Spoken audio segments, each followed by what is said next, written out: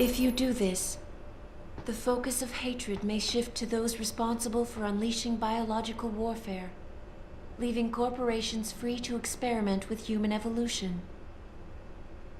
Are you sure this is your choice? So be it then. Sarif was right about one thing. It's in our nature to want to rise above our limits. Think about it. We were cold, so we harnessed fire. We were weak, so we invented tools. Every time we met an obstacle, we used creativity and ingenuity to overcome it. The cycle is inevitable. But will the outcome always be good?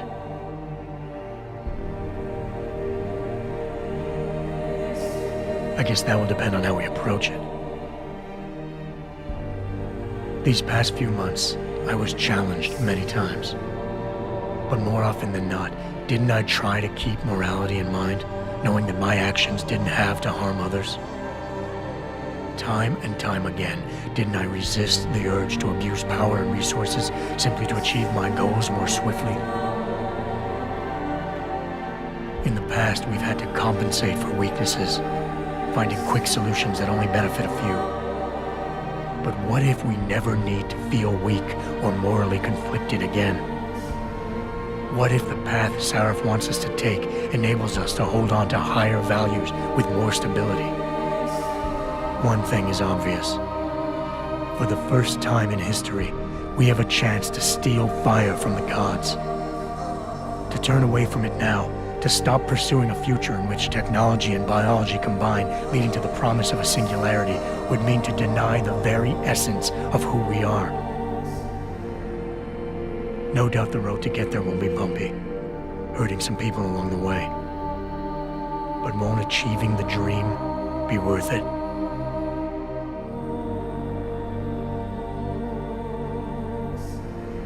We can become the gods we've always been striving to be. We might as well get good at it.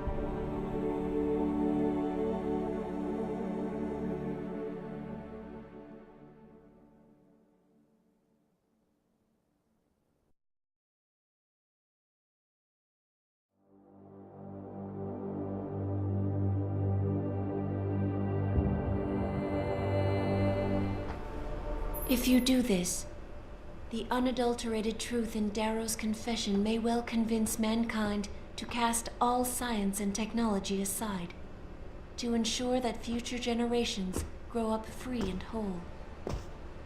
Are you sure this is your choice? So be it then.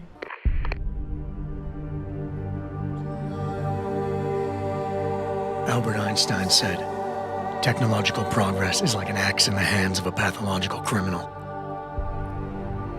It took me a while, but I finally see his point. How often have we chased the dream of progress only to see it perverted? More often than not, haven't the machines we built to improve life shattered the lives of millions? And now we want to turn that dream on ourselves to fundamentally improve who we are. Experience has shown me how dangerous that can be. How many times in the call of duty did I almost fall into the trap of taking shortcuts, abusing my abilities or the resources at hand? I resisted. Barely at times, because I valued human lives and considerations. Can I truly despise others who fall? Technology offers us strength. Strength enables dominance, and dominance paves the way for abuse. Darrow understood this. He knew that using technology to become something more than we are risks losing our ability to love, aspire, or make moral choices. The very things that make us human. It also risks giving some men the power to make others what they choose, regardless of the cost to human dignity.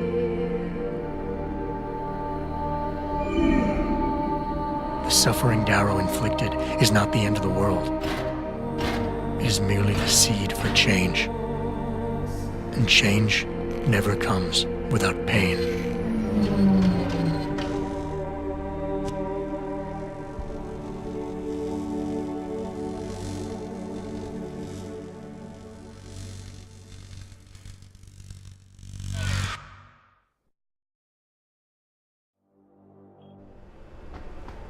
If you do this, first-hand experience with corporate negligence on such a grand scale may convince mankind to enact harsh restrictions on human enhancement research. Are you sure this is your choice? So be it then. Freedom. To those who don't have it, it's more valuable than gold. But where should it start and end?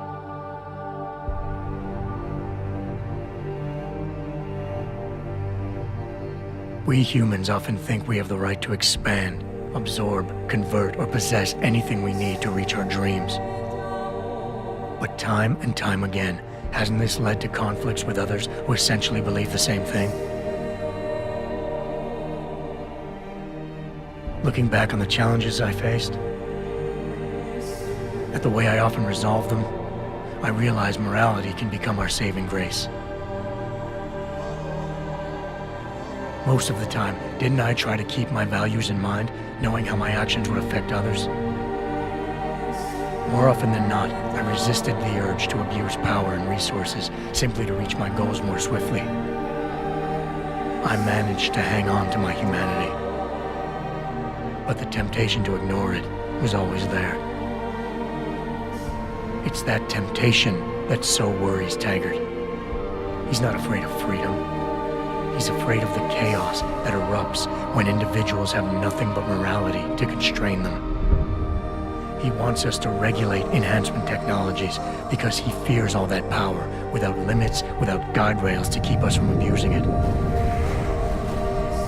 Absolute freedom is no better than chaos. Society needs laws and regulations to protect it.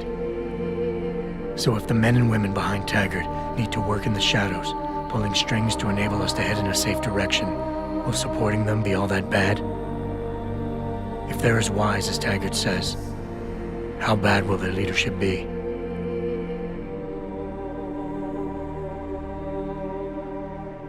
I just hope they stand by what they say.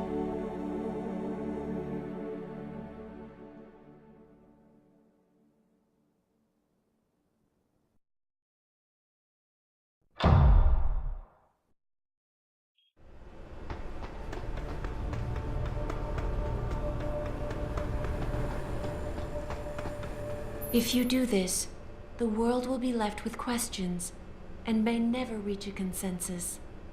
Are you sure this is your choice? We have little time left, Adam. And might I say, it has been a pleasure.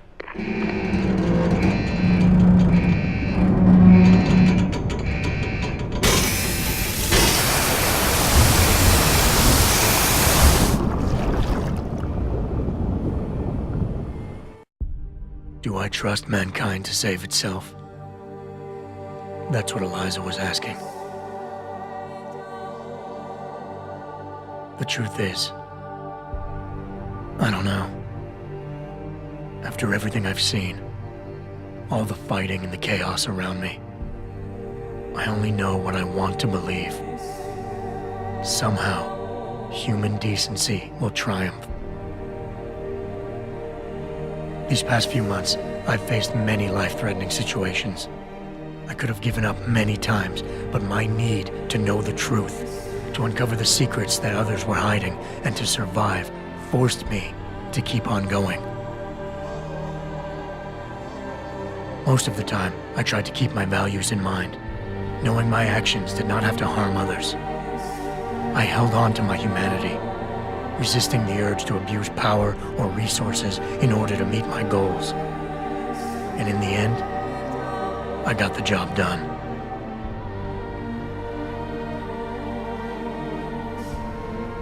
But does this mean I have the right to choose for everyone? No. Because it isn't up to me. It isn't up to Darrow, Sarif, or Taggart either. Ordinary men and women will have to decide together what course mankind should take. The kind of people who time and time again have picked and chosen the future in highly practical ways, slowing change when it's negative, speeding it up when it's good. Can they do it again? I don't know.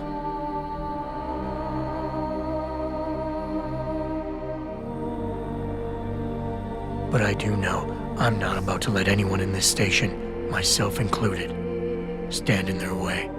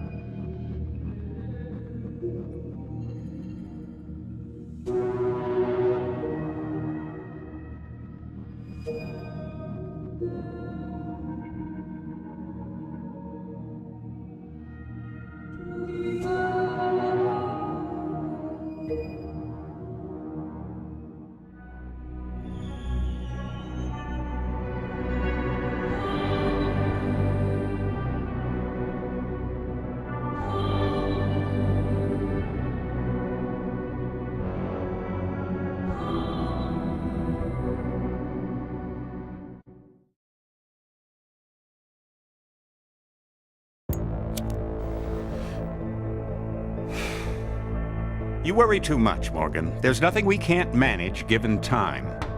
She's here. I have to cut this short. Keep going through the wreckage. Maybe we'll find something we can use for the Morpheus initiative. Come in!